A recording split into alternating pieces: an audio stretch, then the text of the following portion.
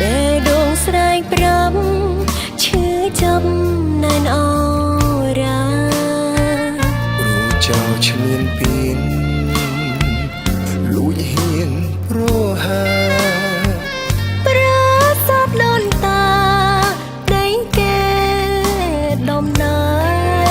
រអាសូរយុទ្ធជនអង្គអាចក្លាហានជីវិតកាយប្រាណមកជាជូនខេមរាការពីទឹកដីអង្គអាចអចាសោកស្អីសង្ខារមិនអើយបាត់បង់ទឹកភ្នែកខ្ញុំស្រង់តបវិរៈភាពស៊ូដើម្បីជី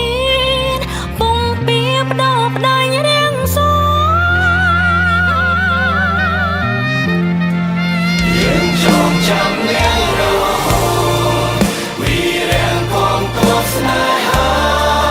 លះបង់ជីវិតគ្រួសារជួបព្រៀងយ៉ាងណាសូមឆ្លាតស្ត្រូវមិនថាយំឬថ្ងៃចិនកាយតតាំងចោលខ្មៅអប្រៃពេលដង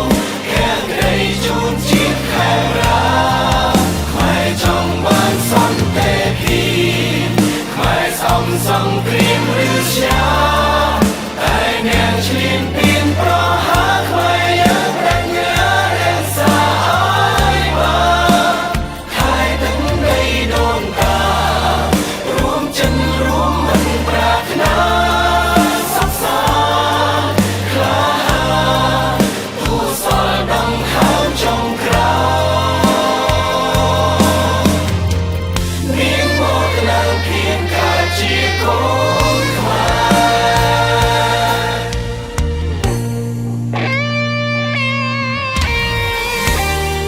អរគុណចំពោះវីរៈកងទ័ពរបស់យើងទាំង18រូបដែលបានបំពេញភារកិច្ចយ៉ាងអស្ចារ្យក្លាហានក្នុងការការពារទឹកដីរបស់យើងពីពេលវេលាកន្លងទៅ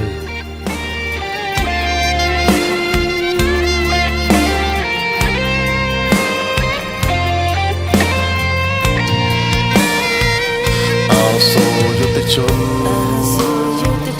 អង្គអាចក្លាហានជីវិតកាយប្រាមកជាជូនខេមរា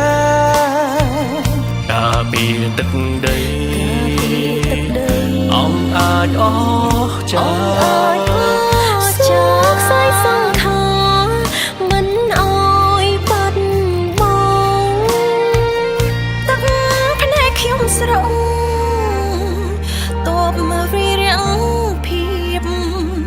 ស៊ូដើម្បីជាតិពុះពៀបដូរផ្ដាច់រាំងសា យើងចងចាំនាងរហូតវិរៈផងទស្សស្នេហា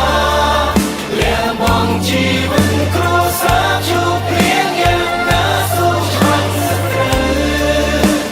មិនថាយំឬថ្ងៃចិនកាយតតាំងចោលខ្មៅអប្រៃពេលដងខាងក្រៃជូនជាតិខេមរាខ្មែរចង់បានសន្តិភាពខ្មែរសំសង្គ្រាមឬជា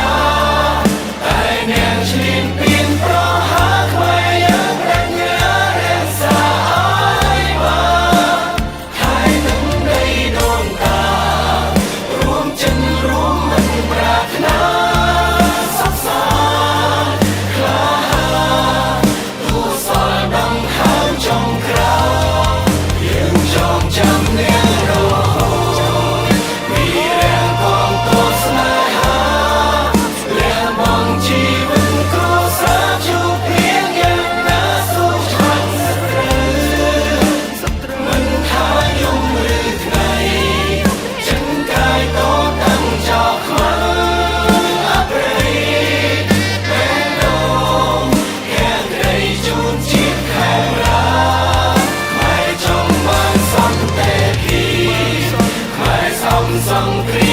想。